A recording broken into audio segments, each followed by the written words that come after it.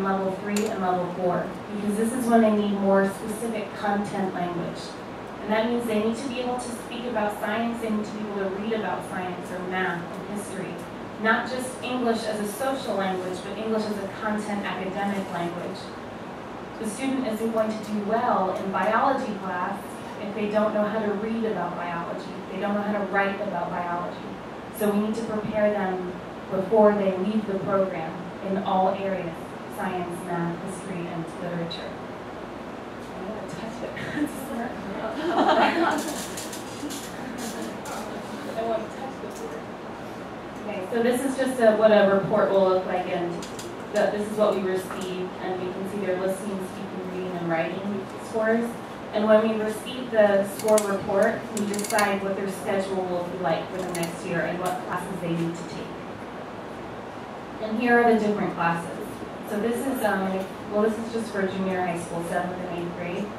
If a student is a level 1 or a level 2, they have 2 beginning English classes, an ESOL history class, ESOL focus science, and if their math skills are weak, maybe they don't have math skills of a 7th grader, they have maybe 3rd grade math skills, which is common. At least in my school, a lot of students do not have good math skills, and they take the ESOL fast math. And in the class, like this is what I teach, focus science. So I teach science, but it's at a level of English that's more simple, so they can learn English and learn science at the same time. So I'm not a certified science teacher. I did not get a degree in science, but I have my degree in ESOL, so I know how to look at a science book and make it more friendly for someone who is learning English. As the student progresses, they have less and less ESOL support. Claudia teaches academic language, which is more of a middle level class. And then they also have an English ESOL support class. If a student needs extra help in reading or in math, they will also have a reading or math support class. Does anyone have any questions about this?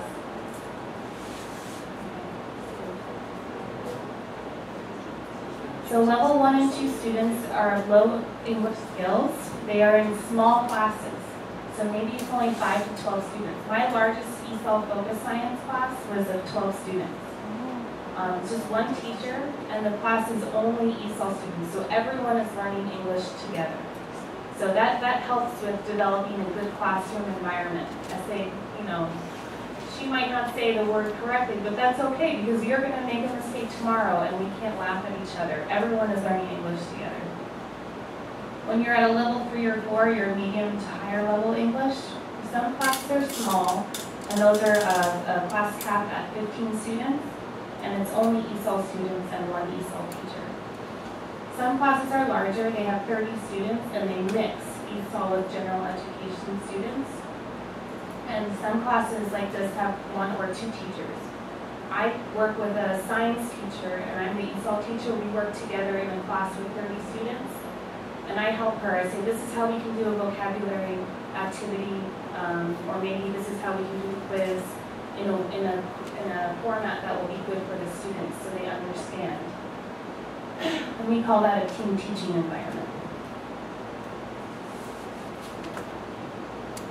This is what a schedule might look like, a level 1 and 2 student versus a level 3 and 4. So the level 1 and 2 student has ESOL all day. And a lot of them will have an intervention class. Some get to go to cooking or art or music class. A lot of students who don't know how to read well or don't have good math, they will take an intervention class. And a level 3 and 4 has the math, the ESOL, and a lot of them also have intervention. But a lot of them do take music. I know Claudia has a lot of students who take music. A level 5 student doesn't have ESOL classes, we just monitor them. So they still have to take the WIDA exam for 2 years once they are in the level 5. And it is possible if a student is a level 5 1 year, they take the exam, but they only get a score of a level 4, they have to go back into the ESOL program. They take the level 4 schedule again. Here are some pictures of my students. As you can see, they come from Eritrea, Pakistan, El Salvador, Bolivia. It's a mix of many different languages. Urdu, Spanish, I have Bengali, so I can help them sometimes, you know, this is the word in your language, but a lot of the times I don't have that option. I don't know how to speak Urdu. I don't even know how to say hello in Urdu, so it's not an option, so we have to teach English in a way that makes sense to all of them. And these are just some activities at my school. We have Student of the Quarter, so 4 times a year we acknowledge students who are good in academics. Maybe they're really good, they're really helpful, respectful students. We honor them there. And then we have students who maybe need a little extra support. We have a mentorship program. And these are some pictures of my students doing labs. In surf and turf, we investigate the difference in heat on land and water. And then in the water cycle, we look at evaporation, condensation, and precipitation.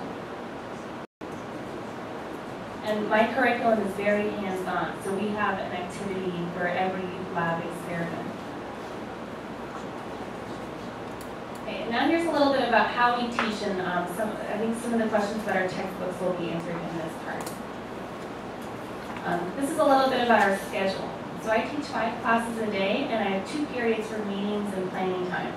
So I teach 25 classes a week. A class can be 45 to 60 minutes long. Yeah. So, and then some days are actually not like this. Some days I'll have a class for 90 minutes long, but I only see them Monday, Tuesday, and Thursday, or Monday, Wednesday, and Friday. So 3 days a week instead of 5 days a week. But it's a 90-minute class instead of 45 minutes. And then here, I think less than 20 classes here for teaching, right? Is 20 like the most? Yeah, okay. It's supposed to be 20. Somebody told me they teach like 12 classes. 16 is maybe more average. Okay. So we work a lot. We like to work, I guess. And Claudia teaches 4 classes a day, and she has 3 periods, but she also is the administrator for her department, so she has a lot of paperwork and meetings to go to. And I don't, so okay. But just to point out, so maybe this year, my schedule, I had focus science 3 times, so it was the same class 3 times, and then I had science 8, 2 teachers, a team, 2 periods a day. So it's only 2 different classes, I just repeat the class. Oh, but some teachers don't have that. Some will have 4 different classes. So they have to plan materials for 4 different classes.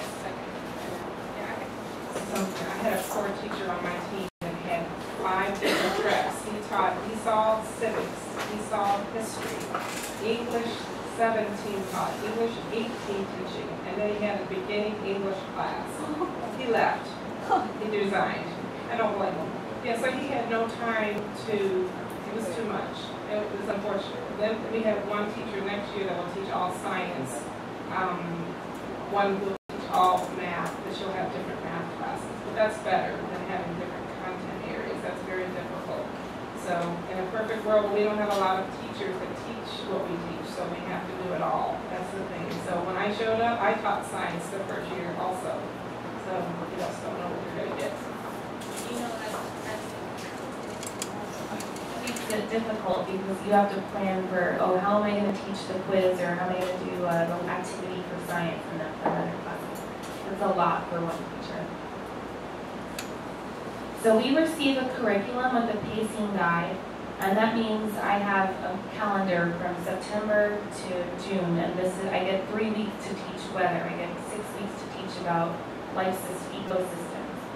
And they give every teacher an idea of how much time to spend on each unit. The curriculum gives you ideas for tests and projects, but you don't have to. It's very flexible. So if there's something that you like, you can do it. And if there's one part of a lesson that you don't like, you don't have to do it. So there's a lot of flexibility there. But for the most part, I do what is suggested. I only eliminate some activities or ideas if I'm running out of time and I need to make the lesson shorter. So there's lesson plans, there's lab experiments, there's ideas for activities. And I have textbooks and references, but I only use it as I need it. So I'll show you an example in a minute. Teachers create activities and assessments, and students take annual state exams.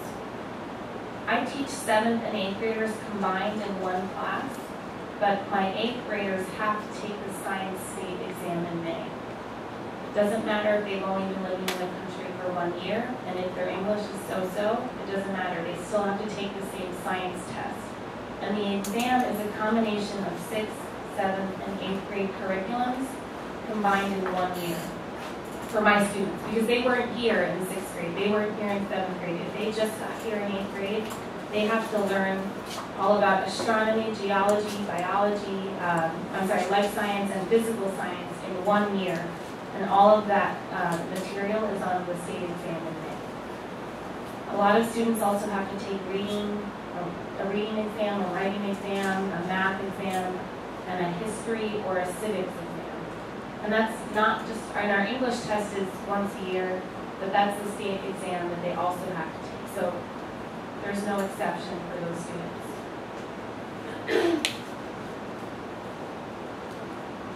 So we have a website that we use, and this is where we can find all of our materials.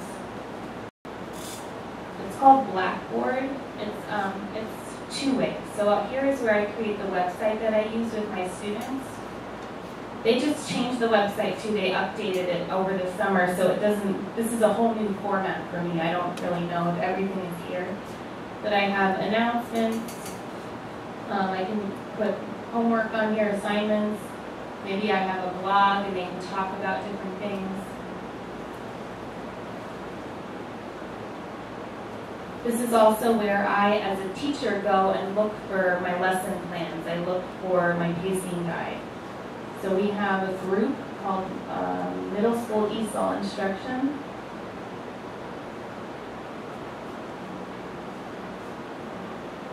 And here's my class, Focus Science.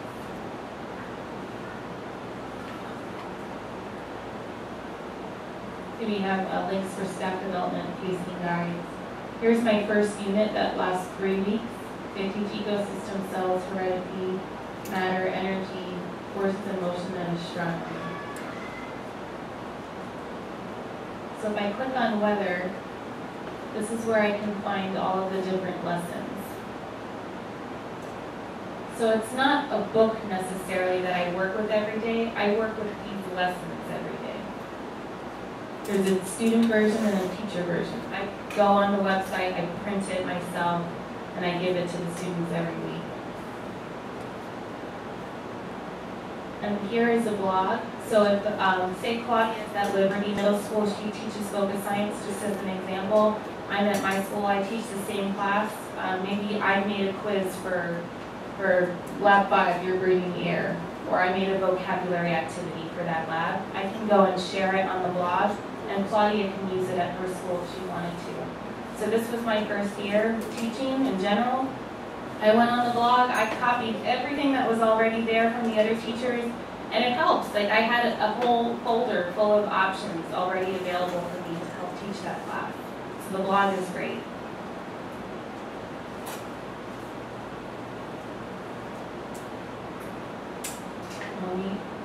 Just to show you an example for this lab, the teacher copy of the activity will give me ideas for textbooks. So I have a blue level and a green level. The blue is a lower level of English and the green is a little more advanced. I have 2 levels of students in my class, level 1 and level 2. So I need 2 different kinds to make it a little easier for the students who need it and a little harder for the other students. I also have a book called Access Science, and I get these smaller books called Concept Links books. And I brought an example for my weather books, and I can pass these around. The blue level is the lower and the green is the higher. So I might have students working in a blue group, and all of the level 1s maybe are working together, and the level 2s maybe they're working together in the green group. Or maybe I just have a level 2 and a level 1 working together just using the green book, so that level 2 can support. It all depends on what the activity is. I think I saw a question about homo versus heterogeneous grouping. It always just depends on what the activity is. if I know the lower level student is going to have a really difficult time and they can't do it by themselves, then I'm going to support them by giving them a higher level student to work with them together. I don't have to use these books. If I have extra time, maybe I'll use these. If the lesson that I have says, go to page this in the book, then they have to use the textbook. The students do not buy these books. I keep these every year. That's why I have them here. They can't write in the book. I will get a teacher copy of this book that has ideas for worksheets, but I might use that, I might not. I don't have to. Here's a little bit about our technology. So we use a projector just like you do, I'm sure. I use it every day. They come in, it's on most of the class, unless we're doing a big lab that day. We use a document camera, and some teachers have and use a smartboard, just like this. But I see your smartboard's not connected right now, but do your teachers use these smartboards? Sometimes. So like I said, only some, but at some schools, every teacher has a smartboard, and they use it. Or some just use it to project. They're not using it, you know. There is a class that teachers can take to learn how to use the program, the smartboard software on the computer, and they can make lessons using the smartboard. I was lucky I had one this year, so I know I can make lessons. I use it a lot to write on documents. I don't even see markers here. But or you can use it to move pictures around and play games. It's good for Jeopardy and things like that. It's a nice big touch screen. YouTube and other videos are decided on by individual teachers. If I'm learning about the water cycle and I found a good video on the water cycle on YouTube, I'm going to show it. It's a nice option to have. And other curriculums are connected to videos. So the school district has memberships to different companies, and they'll tell us we can go back here. Like here, this lab told me, go to this website and look for the video called Diffusion and Osmosis. So I could show that video if I wanted to. So some people didn't know what a smartboard was, but you have one right here. And we have a document camera where you put the do you know what a document camera is? And so I use that a lot also for labs. Maybe I'll put different objects or cells, or I also use it for my microscope with the projector, showing students different parts of the lab actually. The document camera is really good for that. So again, with the collaborative learning teams, the middle schools have these collaborative learning teams, or CLTs. And this is where I go. I meet once a week with other science teachers. So I'm an ESOL teacher. It helps for me to go to the science meeting. I learn how do you teach about cells. I've never done this before. You are the expert in science. Show me how you do it, and I'm going to do the same thing in my classroom. My principal also says that we have to use common assessments. So if we're all teaching about electricity, we all have to have the same assessment or quiz or project. But however we decide we want to do it, every teacher has to use the same assessment. So at my school, we meet once a week. At Claudia's, they meet twice a week. I also have ESOL department meetings, so all of the ESOL teachers have to meet twice a month at my school. So that's where we have the two different teachings.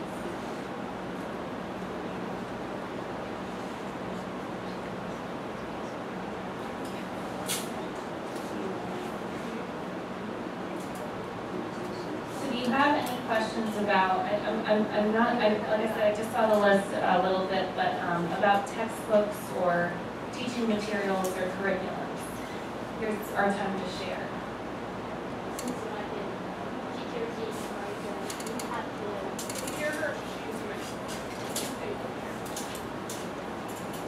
Thank you. it seems that your teachers in America, you have your teachers professionals. And you decide what you want to teach, and you decide what you want to assess your students. Is that right? We still are all responsible. For example, my students have to take the exam in May, where they need to know about the weather. They need to know about 6th, 7th, and 8th grade science. They have to be prepared for that exam. And like I said, we meet in these meetings, so everyone is teaching electricity at the same time. We have to, we still have a pacing guide. I still only have 3 weeks to teach weather. But the exam that I give on weather is my decision. But the state, they still have to take the state exam in May that will decide how they take that exam. Other assessment. If the students fail the annual state examination, and do you have this pressure that I know what will you do, but I want to know, because the teachers in here, we suffer a lot of pressures from the student. They have to the basic competency exam. So students suffer from that pressure, so we teachers, we have that pressure too. What happens with you if your students do not pass the exam? If they don't, that means they cannot go to the good or better high schools. And some students may come into suicide.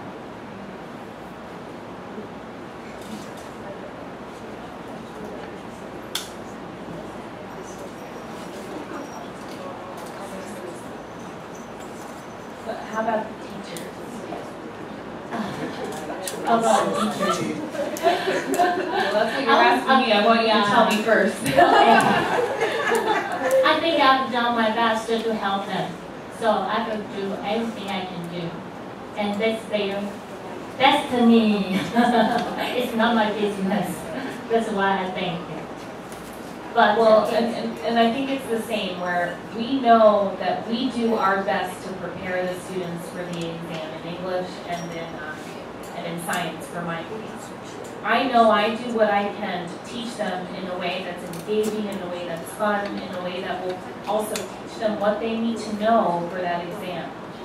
I have standards. So we have a list of standards that tell me students will understand and explain the water cycle. And the way I teach that is with the lab, and we do the thing with, it's like a water heater, and then, they do the experiment, they answer questions about it, I give them a quiz, or maybe they have to write sentences about the water cycle, until they demonstrate to me that they know, and then we can move on to the next topic. They need to know how to describe the water. They need to see a picture and explain what's happening in the picture. But if the student fails, and that happens because my students, it's still a difficult exam. I can show you.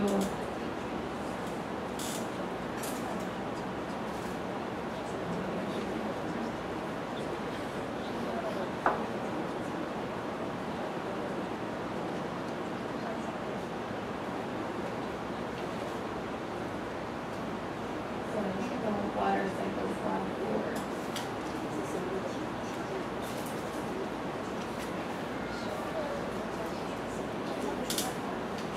We have these e-card assessments that are available online, and the teachers can give these to their students to practice for the exam.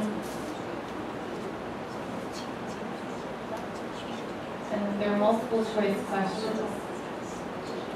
So given a cold ocean on a warm day, choose the diagram below that shows the correct flow of thermal energy. That's difficult English for a student that's been in the country for 1 or 2 or 3 years, which is typical for my students. That's difficult. So they not only need to know the science of this question, they need to know the English of this question. And that's the challenge that I face. But I know I do my best, and only out of my level 1 and 2 students, only 33% passed. But that's the best they can do, and I know that they tried their best, and they still go to high school. They still can. A lot of the students still choose the same high school, and we have a really excellent vein of TJ. We have a really good school, and maybe they can't go to the really good school, but they need to improve their English before they're ready. Maybe they're very smart and they can explain that in Chinese, but they can't say it in English yet. They're not ready. And that's something that we understand as teachers, and hopefully I'm saying we understand that as a school district. But I give these tests to my students to practice for the exam, but I don't use it in their grade. I say, I know that's very difficult. This is just practice. But maybe I don't tell them that. I don't know. sometimes I tell them, I say, this is practice because we have a real exam in May. And I started to, once I decided maybe in April, I thought they're ready now. I think they have better English, we're more prepared.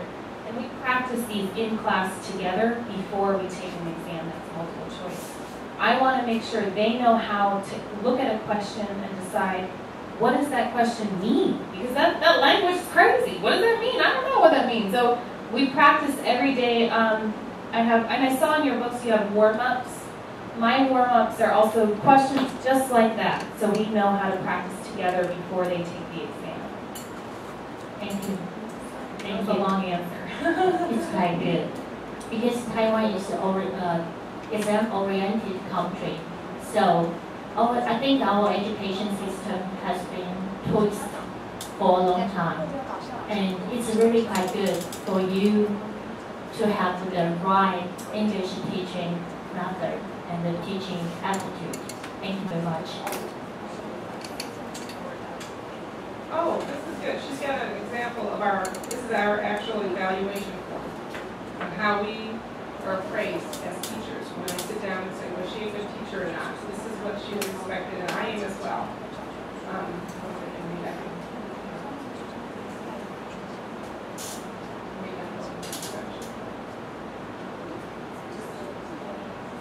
Yeah, we're expected to be appraised on planning and assessment and our instruction, and someone comes and observes our classes to see what our teaching methods are. And for example, our instruction says the teacher demonstrates an understanding of the subject area. The teacher creates learning experiences that makes the subject meaningful for all students. And we're expected to meet or exceed in all of these. If you don't, then you put on a plan and they evaluate and you decide how they're going to get rid of you. But most teachers do their jobs. Then there's the learning environment. We have to make sure that we communicate expectations clearly, so we put objectives on the board, agendas, so they know what we're going to cover for the day, that kind of thing. And then human relations, you're expected to be able to have a positive classroom environment, and also, of course, we work with parents and other teachers in a positive way. And then there's a big piece on professionalism as well, that we are consistently professional in our attitude, that we work well with our peers, that we continue to grow in education, attend educational programs, and that kind of thing. So we're evaluated. Now the test, and that's something that's up for discussion, so it's interesting that you mentioned that, because we keep hearing that we will at some point be evaluated on the performance of our students. How many has the problem with that, though, with what we do, maybe I can understand it in a general education class, but in our case, they're expected to pass a content level course based on a certain level of English proficiency.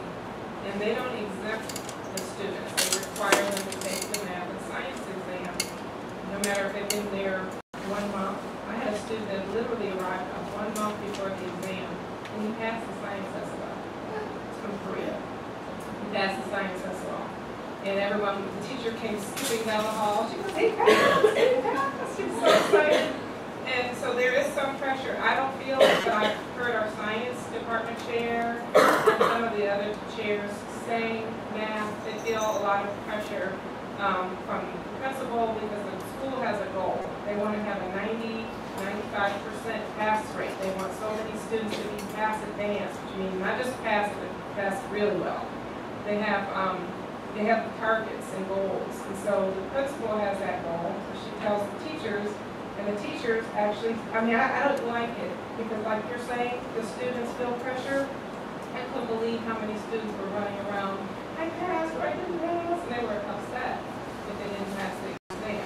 Now in our case, they still move on to the next grade, for the most part, unless they failed the class and the exam, and maybe in several subjects, they might be retained after the grade. That doesn't happen often. High school, you will not graduate from high school unless you pass the state exams and all the classes. So there's more pressure, I think, at the high school level than at junior high for us.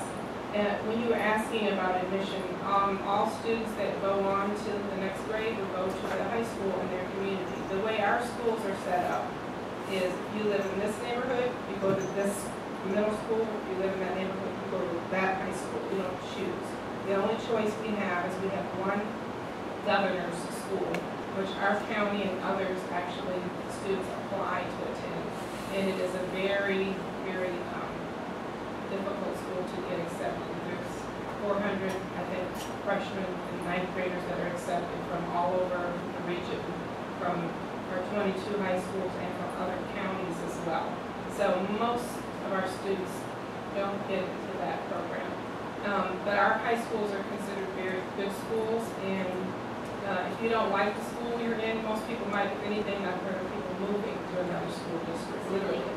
You might move your house to live so you can go to that school. But we don't get to choose our high schools. So that's the difference too.